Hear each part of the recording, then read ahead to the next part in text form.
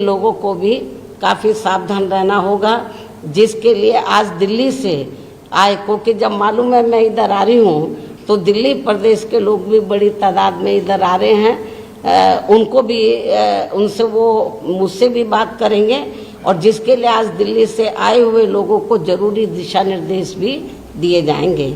इन्हीं जरूरी बातों के साथ ही अब मैं पुनः मान्यवर श्री कांशीराम जी को अपने श्रद्धा सुमन अर्पित करते हुए अपनी बात यहीं समाप्त करती हूँ।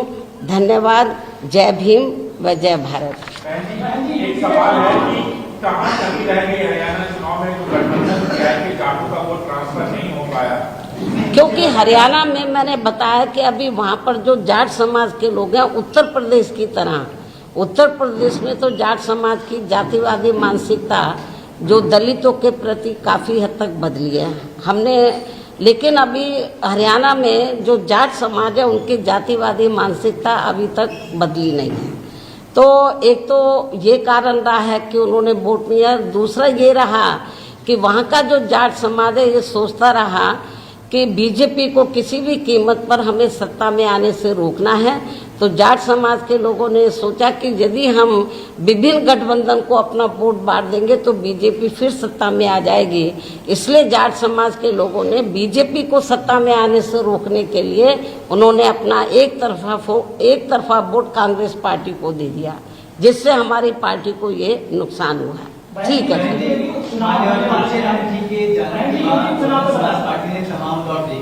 सत्ता में भी रही, फिर अभी जो स्थिति है वो भी हम सबके सामने है। पिछले दिनों आपने अपना एक दुख जताया था कि जो हमारे समाज के लोग हैं, जाटो समाज के लोग, उन लोगों ने भी आप पूरे दलित समाज की बात करो ना, वो कांग्रेस के बहकाव में आ गए और समर्थन, लेकिन अब नहीं आएंगे।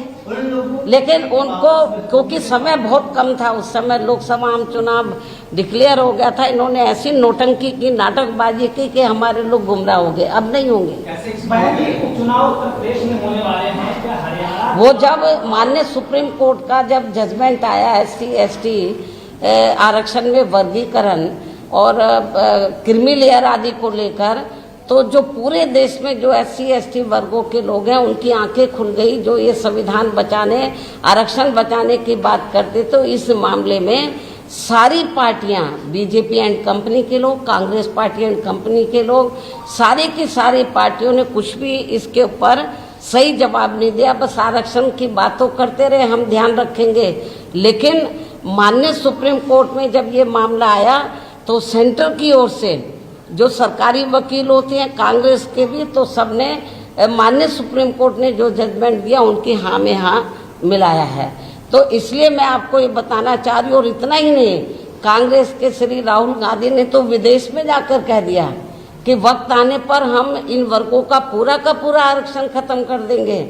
तो इसका असर पड़ा है पूरे देश में। और मुझे ऐसा लगता है कि जो इन्होंने लोकसभा चुनाव में फायदा उठाया, अब दोबारा से इस मुद्दे के ऊपर अब इनको फायदा मिलने वाला नहीं है। नहीं तो फिर हरियाणा में क्यों नहीं उठा लिया इन्होंने? कांग्रेस शासित तेलंगाना। ठीक है फिर, अच्छा भाई। हम सब DS4 व BSP के जन्मदाता एवं संस्थापक मान्यवर श्री कांशीराम जी की पुण्यतिथि है और इस मौके पर आज पूरे देश में पार्टी के लोग विभिन्न स्तर पर संगोष्ठी एवं अन्य कार्यक्रम आदि करके व खासकर लखनऊ, नोएडा एवं दिल्ली में भी इनके आदर सम्मान में निर्मित किए गए ऐतिहासिक स्मारक, प्रेरणा स्थल, संग्रहालय व पार्क आदि में इनकी लगी भव्य प्रतिमाओं पर अपने पुष्प अर्पित कर रहे हैं तथा पार्टी एवं मूवमेंट के हित में इनके पूरे देश में किए गए संघर्ष एवं कार्यों के साथ साथ यूपी में BSP की रही सरकार में इनके सम्मान में किए गए अनेकों जनहित के कार्यों के बारे में भी लोगों को काफ़ी कुछ बता रहे हैं। इसके लिए पार्टी इन सभी का हार्दिक दिल से आभार प्रकट करती है।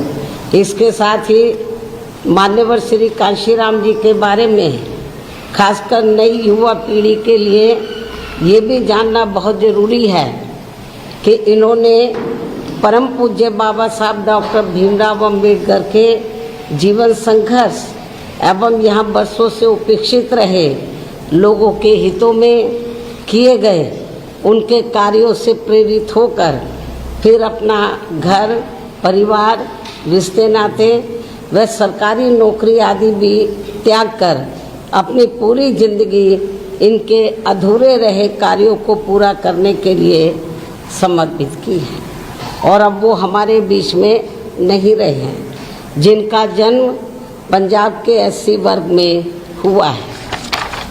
ऐसे महान व्यक्तित्व मान्यवर श्री कांशीराम जी, जिनके आज पुण्यतिथि है, इनको सबसे पहले मैं अपनी व पार्टी की तरफ से पूरे तय दिल से अपने श्रद्धा सुमन अर्पित करती हूँ, जिन्होंने बाबा साहब डॉक्टर भीमराव अम्बेडकर के पद चिन्हों पर चलकर यहाँ बीएसपी के नाम पर अलग से अपनी राजनीतिक पार्टी का गठन किया और फिर पूरे देश में यहाँ जातिवादी व्यवस्था के शिकार रहे दलितों, आदिवासियों, पिछड़ों व अन्य उपेक्षित वर्गों के लोगों को काफ़ी हद तक इन्हें अपनी इस पार्टी से जोड़ा है।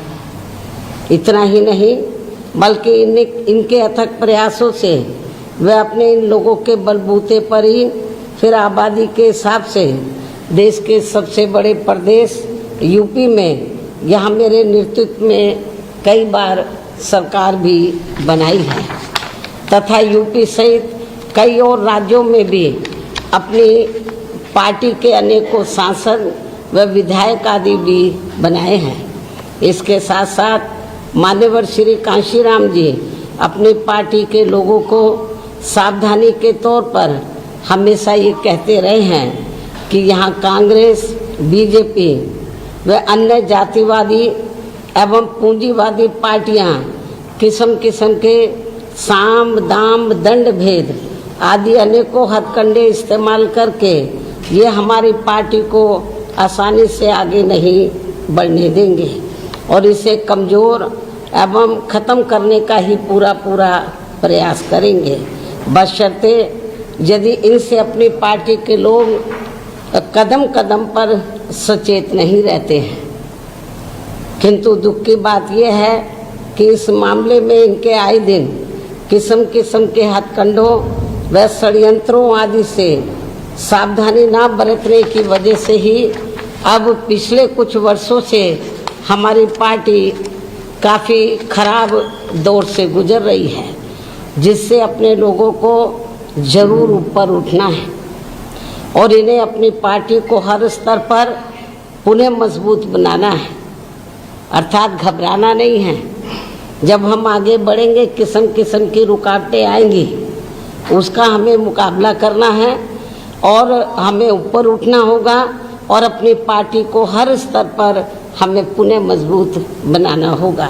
हालांकि इस संदर्भ में आप लोगों को ये मालूम है कि देश में इस बार 18वीं लोकसभा के हुए आम चुनाव में खासकर कांग्रेस के इंडिया गठबंधन ने संविधान बचाओ व आरक्षण बचाओ आदि का ये हथकंडा इस्तेमाल करके फिर इसकी आड़ में इन्होंने देश के विशेषकर भोले भाले एससी, एसटी व ओबीसी वर्गों के लोगों को गुमराह करके व इनका अधिकांश वोट लेकर अपने गठबंधन को तो मजबूत बना लिया है, जिससे हमारी जैसी और पार्टियों को भी काफ़ी ज़्यादा नुकसान हुआ है।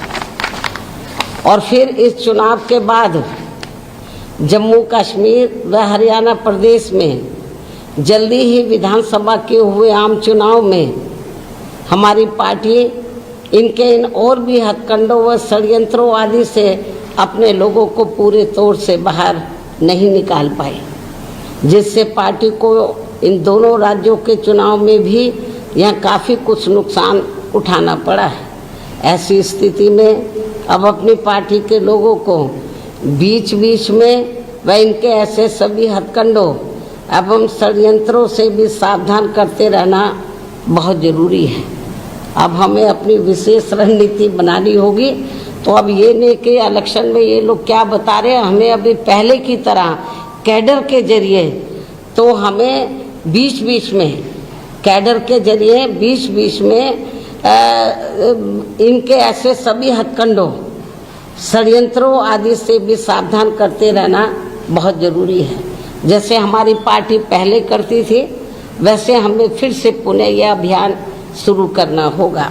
तभी फिर हमारी पार्टी आगे चलकर पुनः बेहतर स्थिति में आ सकती है, जो ये अपनी पार्टी व मूवमेंट के हित में बहुत ज़रूरी भी है। ऐसा किए जाने पर ही फिर इस बार यही मान्यवर श्री कांशीराम जी के प्रति अपनी पार्टी के लोगों की सच्ची श्रद्धा भी होगी।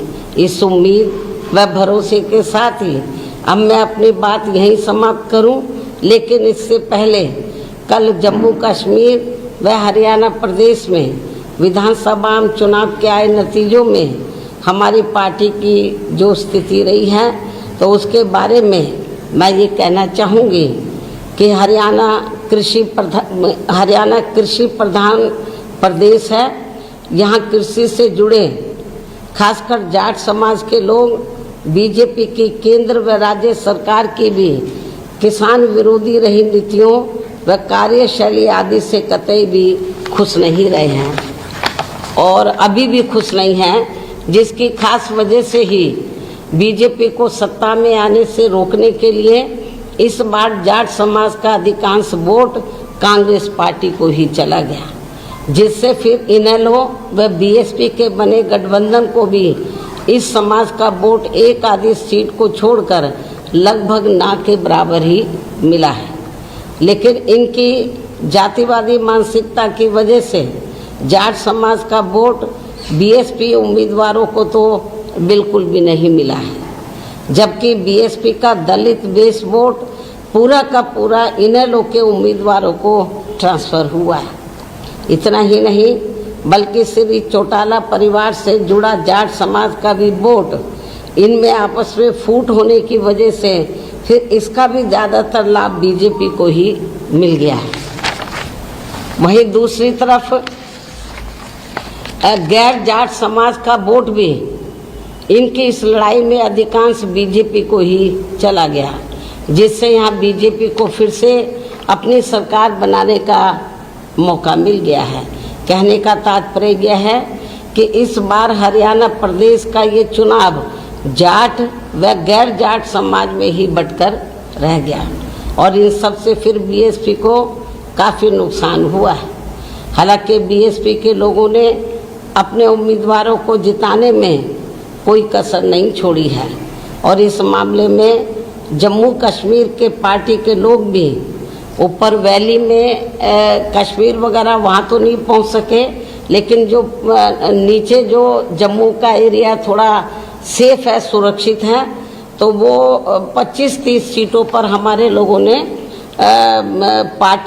हमारे लोगों ने बहुत प्रयास किया कि पार्टी की बात आगे बढ़े और हमने कुछ कैंडिडेट भी खड़े किए हैं जम्मू रीजन में और वहाँ पर हमारे लोगों को वोट पड़ा है। सीट तो नहीं निकाल पाए, कुछ सीटों पर अच्छा खासा वोट मिला है। इन सभी की जितनी भी इन वर्कर ने कोई कसर नहीं छोड़ी है, लेकिन हालात कुछ ऐसे बन गए जैसे हमने इनेलो से हरियाणा में अलायंस किया तो हमें जाट समाज का वोट मिला ही नहीं बीजेपी को हराने के लिए, या बीजेपी को सत्ता में बीजेपी वापस ना आए तो जाट वोट एक तरफा तो वो कांग्रेस को चला गया। तो बीएसपी के कैंडिडेट को केवल दलितों का वोट ही पड़ के रह गया। यदि वो थोड़ा वोट भी हमें 2-3% मिल जाता तो हमारी कुछ सीटें ज़रूर निकल आती, लेकिन जाट समाज का वोट वो बीजेपी को सत्ता में आने से रोकने के लिए वो कांग्रेस को चला गया। और वैसे भी जैसे उत्तर प्रदेश में जाट समाज की जो मानसिकता है वो काफ़ी हद तक बीएसपी की वजह से बदली है। उनकी जातिवादी सोच काफ़ी उत्तर प्रदेश में जाट समाज की बदली है, लेकिन अभी हरियाणा में नहीं बदली है। तो उनकी जो मानसिकता है दलितों के मामले में, तो वो भी अभी पूरे तौर से परिवर्तित नहीं हुई है। और यूपी में हुई है, हमारे एमएलए भी बने हैं। और जब मेरी सरकार बनी 2007 में पूर्ण बहुमत की, तो वहाँ पर हमने जाट समाज के कई लोगों को मंत्री आदि भी बनाया है। तो हमें यूपी की तरह अभी इनकी मानसिकता को हरियाणा में बदलना होगा, जो अभी पूरे तौर से नहीं बदली है। तो लेकिन इसके बावजूद भी हमारे लोग मैदान में डटे रहे और उन्होंने प्रयास किया कि अपनी पार्टी के कैंडिडेट जीतें, अच्छा वोट पड़े। इसके लिए मैं जम्मू कश्मीर व हरियाणा प्रदेश में जो पार्टी के लोग हैं उनकी मैं बहुत बहुत आभारी हूँ। इसके साथ ही यहाँ मैं ये भी बताना चाहती हूँ, ऐसी ये स्थिति जो अभी आई है खास तौर से हरियाणा में, ऐसी ये स्थिति आगे भी पैदा हो सकती है। इसलिए अभी से ही हमें या अपनी रणनीति में भी अब हमें थोड़ा बदलाव करना होगा। क्या करेंगे वक्त आने पर आप लोगों को बता दिया जाएगा। इस प्रकार से इन सब बातों को ध्यान में रखकर अब हमें दिल्ली में यहाँ जल्दी ही होने वाले, महाराष्ट्र में भी होंगे वैसे तो चुनाव और झारखंड में भी होंगे, हम इन तीनों स्थानों पर चुनाव लड़ेगी हमारी पार्टी। तो खास तौर से क्योंकि मैं दिल्ली में प्रेस ले रही हूँ और यहाँ पर मैं आप लोगों के बीच में हूँ, मान्यवर श्री कांशीराम जी को मैं अपने श्रद्धा सुमन अर्पित करने आई हूँ, क्योंकि यहाँ मान्यवर कांशीराम जी की अस्थियाँ हैं। उनके आदर सम्मान में यादगार में ये स्थल बना हुआ है। तो जब मैं दिल्ली में रहती हूँ तो मैं यहाँ ज़रूर आती हूँ। तो इसलिए जब मैं इधर आई हूँ तो मैंने सोचा मीडिया के लोगों से बहुत दिन से बात भी नहीं हुई है, तो दिल्ली के मीडिया के लोग नाराज ना हो जाए कि बहन जी हमें महत्व नहीं देती है। तो मान्यवर श्री कांशीराम जी की पुण्यतिथि के मौके पर तो मैंने सोचा कि मैं आप लोगों को अपनी बाइट दे दूं इस मौके पर और आप लोगों से मिल भी लूँ। इस प्रकार से इन सब बातों को ध्यान में रख कर अब हमें दिल्ली में, खास तौर से मैं दिल्ली की बात कर रही हूँ, हमारी पार्टी महाराष्ट्र में भी चुनाव लड़ेगी असेंबली का, झारखंड में भी लड़ेगी, वहाँ हम लोग जी जान से लगे हुए हैं। दिल्ली देश की राजधानी है, यहाँ पर भी हमारा पूरा प्रयास रहेगा कि हमारी पार्टी बेहतर रिजल्ट लाए। और इस बार तो ऐसा लगता है तिकोनी लड़ाई होगी, तो कांग्रेस अलहदा, आम आदमी पार्टी अलहदा, बीजेपी अलहदा, तो इस तिकोनी लड़ाई में हो सकता है कि हमारी पार्टी को कुछ फ़ायदा हो जाए। डायरेक्ट फाइट में हमें नुकसान होता है, जब 3 कोनी 4 कोनी लड़ाई होती है तो उसका हमें लाभ भी मिलता है। तो इस प्रकार से इन सब बातों को ध्यान में रखकर अब हमें दिल्ली में यहाँ जल्दी ही, खासकर दिल्ली में यहाँ जल्दी होने वाले विधानसभा चुनाव में भी काफ़ी सावधान रहना होगा। ये जो भी कुछ हरियाणा में हुआ है या पार्लियामेंट के चुनाव में जिस तरीके से आरक्षण बचाओ संविधान बचाओ की आड़ में वीकर सेक्शन के लोगों को गुमराह किया और उनका वोट काफ़ी हद तक इन्होंने बांट दिया, तो इन सब बातों को ध्यान में रखकर तो दिल्ली के लोगों को भी काफ़ी सावधान रहना होगा। जिसके लिए आज दिल्ली से आए, क्योंकि जब मालूम है मैं इधर आ रही हूँ तो दिल्ली प्रदेश के लोग भी बड़ी तादाद में इधर आ रहे हैं। उनको भी उनसे वो मुझसे भी बात करेंगे और जिसके लिए आज दिल्ली से आए हुए लोगों को ज़रूरी दिशा निर्देश भी दिए जाएंगे। इन्हीं ज़रूरी बातों के साथ ही अब मैं पुनः मान्यवर श्री कांशीराम जी को अपने श्रद्धा सुमन अर्पित करते हुए अपनी बात यहीं समाप्त करती हूँ। धन्यवाद। जय भीम व जय भारत। एक सवाल है कि कहाँ कमी रह गई हरियाणा चुनाव में जो गठबंधन किया है कि जाटों का वोट ट्रांसफर नहीं हो पाया? क्योंकि हरियाणा में मैंने बताया कि अभी वहाँ पर जो जाट समाज के लोग हैं, उत्तर प्रदेश की तरह, उत्तर प्रदेश में तो जाट समाज की जातिवादी मानसिकता जो दलितों के प्रति काफ़ी हद तक बदली है हमने, लेकिन अभी हरियाणा में जो जाट समाज है उनकी जातिवादी मानसिकता अभी तक बदली नहीं है।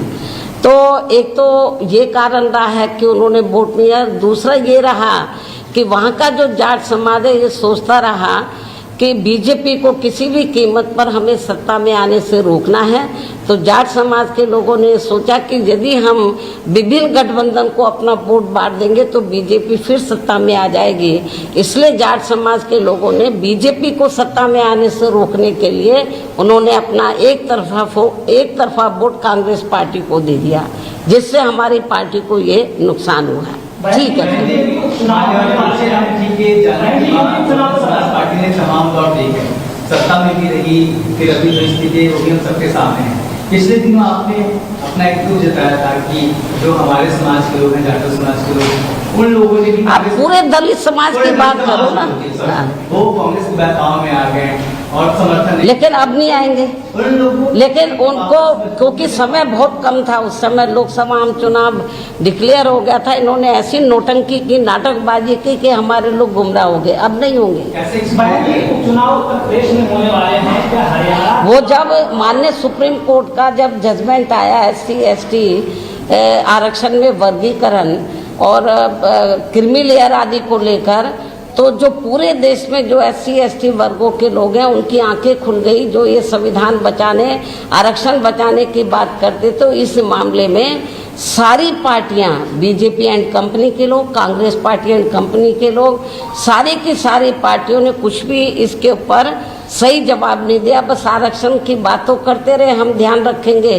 लेकिन माननीय सुप्रीम कोर्ट में जब ये मामला आया तो सेंटर की ओर से जो सरकारी वकील होते हैं, कांग्रेस के भी, तो सबने माननीय सुप्रीम कोर्ट ने जो जजमेंट दिया उनकी हाँ में हाँ मिलाया है।